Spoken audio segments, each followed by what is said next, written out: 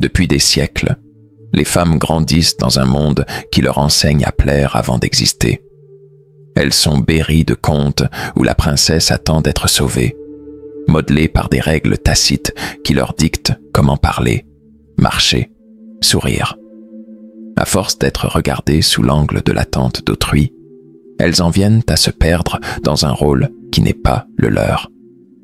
Tout commence dès l'enfance, dans des mots qui semblent anodins, mais qui sculptent des croyances profondes. Sois gentille, ne fais pas trop de bruit, fais plaisir aux autres. Peu à peu, la petite fille apprend qu'elle est d'autant plus aimée qu'elle se fait discrète, qu'elle donne sans compter, qu'elle ne dérange pas. Et puis, en grandissant, les injonctions changent de forme, mais pas de fond. On lui dit qu'une femme doit être belle, douce, bienveillante, qu'elle doit sourire, même quand elle n'en a pas envie, qu'elle doit faire des compromis, même si cela signifie s'oublier. Mais qu'arrive-t-il quand ce moule devient trop étroit? Quand une femme se réveille un jour en comprenant qu'elle a passé sa vie à répondre aux attentes des autres, sans jamais se demander ce qu'elle voulait vraiment? Cette prise de conscience est brutale. Elle déchire des certitudes et laisse place à un vide vertigineux. Car si elle n'est pas cette personne que l'on a façonnée, alors qui est-elle? C'est ici que commence le véritable voyage, celui de la déconstruction, celui qui demande du courage, car il ne s'agit pas seulement d'affirmer une nouvelle identité, mais d'oser détruire les fondations d'une existence révolue. D'un geste, elle arrache le masque qu'on lui a collé sur le visage. Mais ce geste est loin d'être suffisant, car sous ce masque, il y a une peau fine et fragile, encore marquée par l'empreinte des attentes passées. Alors, elle commence à observer.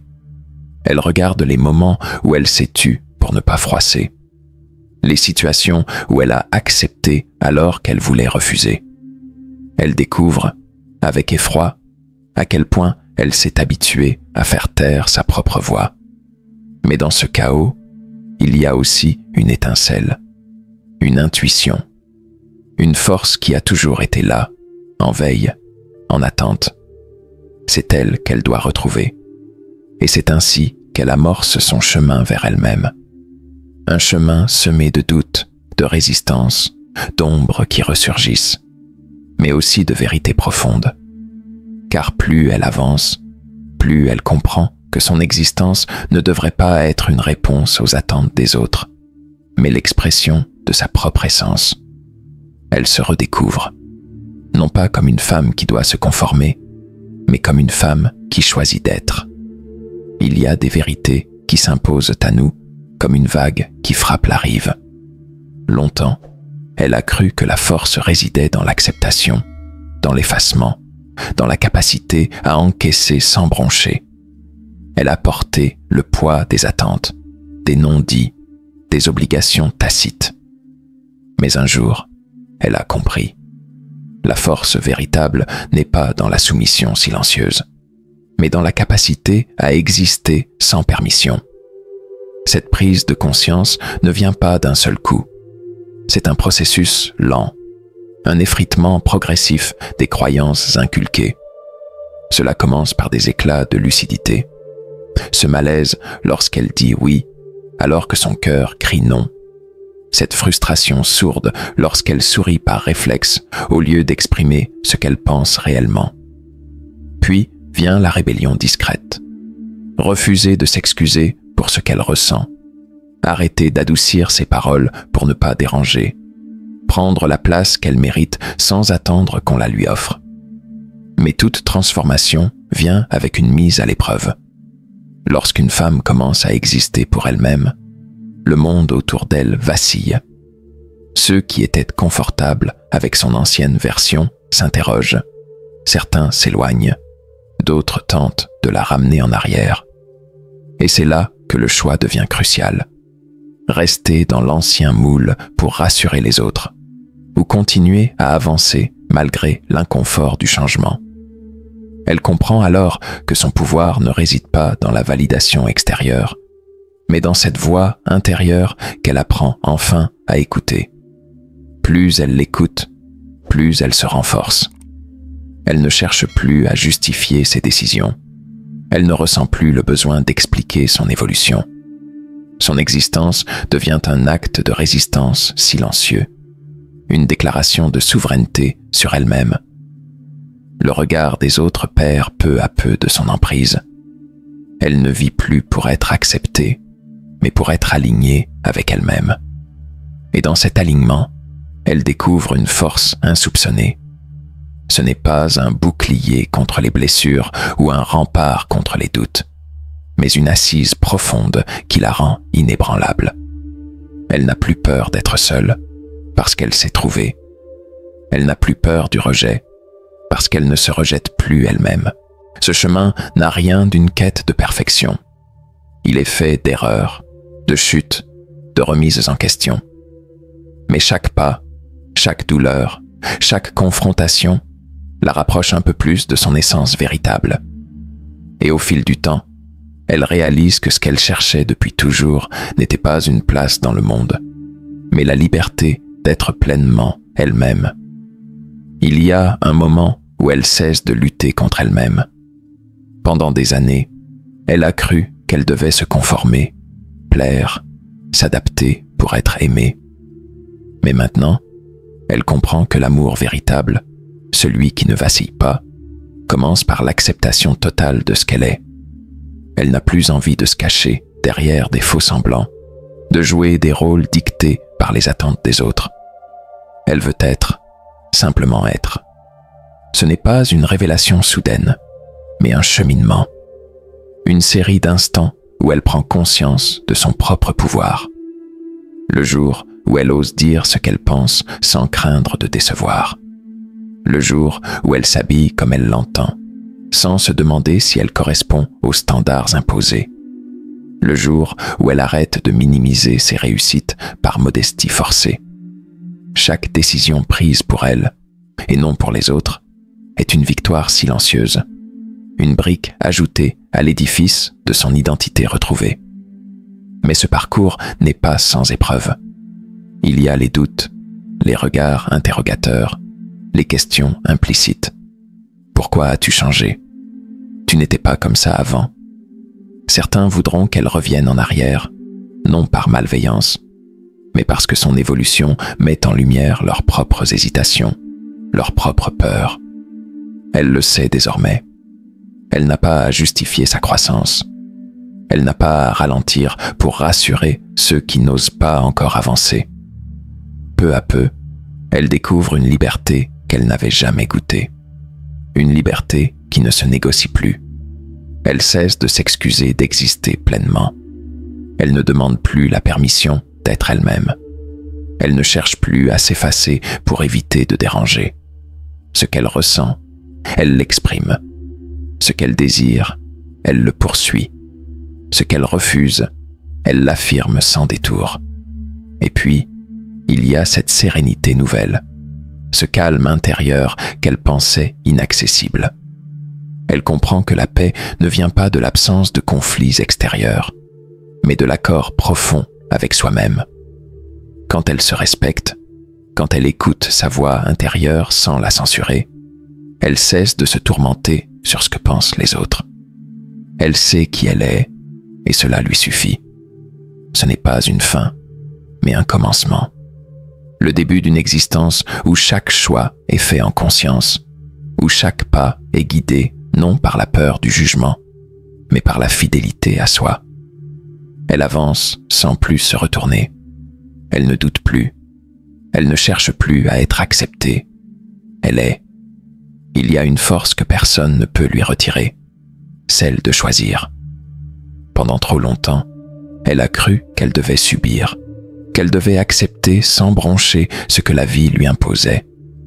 On lui a appris à encaisser, à se taire, à se faire petite pour ne pas déranger. Mais maintenant, elle comprend que chaque instant est une opportunité de décider. Et cette prise de conscience change tout. Elle choisit où mettre son énergie. Avant, elle la dispersait à essayer de satisfaire tout le monde, à se conformer à des attentes qu'elle n'avait jamais remises en question. Désormais, elle fait le tri. Elle refuse de donner son temps à ce qui ne l'élève pas. Elle n'a plus peur de dire non, et ce non devient un bouclier, un acte de protection envers elle-même. Car chaque fois qu'elle dit non à ce qui la diminue, elle dit oui à ce qui la fait grandir. Elle choisit ses batailles. Il y a des combats qui ne méritent plus son attention, des conflits qu'elle n'alimente plus. Elle ne se justifie plus auprès de ceux qui refusent de la comprendre. Elle ne cherche plus à convaincre ceux qui ne sont pas prêts à écouter. Son énergie est précieuse et elle refuse de la gaspiller en querelles inutiles. Elle choisit son entourage. Elle s'entoure de ceux qui célèbrent son évolution, pas de ceux qui la freinent. Elle sait reconnaître les relations sincères et celles qui reposent sur le contrôle, la jalousie ou la dépendance. Elle ne craint plus de s'éloigner des dynamiques toxiques. Elle comprend que s'éloigner n'est pas un acte d'égoïsme, mais un acte d'amour envers soi-même. Elle choisit ses mots. Avant, elle parlait pour plaire. Elle mesurait chaque phrase pour ne froisser personne. Maintenant, elle parle pour être entendue, pour exprimer sa vérité. Elle sait que sa voix compte, qu'elle mérite d'être écoutée, et elle ne laisse plus personne la réduire au silence. Et dans ses choix, elle trouve une puissance qu'elle ignorait posséder. Ce n'est pas un pouvoir bruyant, ce n'est pas une domination sur les autres.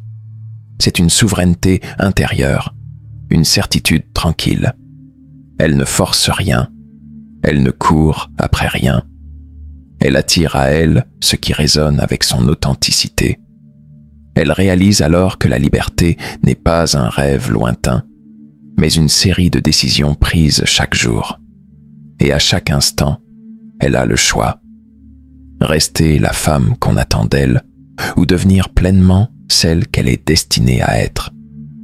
Il y a une vérité qu'elle découvre au fil de son cheminement. Elle n'a pas à être parfaite pour être complète. Pendant trop longtemps, elle a cru que le bonheur était une destination, qu'elle devait cocher toutes les cases, répondre à toutes les attentes, avant de se sentir légitime. Mais elle comprend maintenant que la complétude ne vient pas de l'extérieur, mais d'un ancrage intérieur, d'une acceptation totale de ce qu'elle est, avec ses forces et ses fragilités. Elle n'a plus peur de ses imperfections. Autrefois, elle les cachait, les combattait, les voyait comme des failles à corriger. Désormais, elle les accueille comme des parties d'elle-même, des nuances qui rendent son existence plus riche, plus vraie. Elle ne cherche plus à être infaillible, car elle sait que c'est dans ses vulnérabilités qu'elle trouve sa plus grande authenticité. Elle n'a plus besoin d'approbation.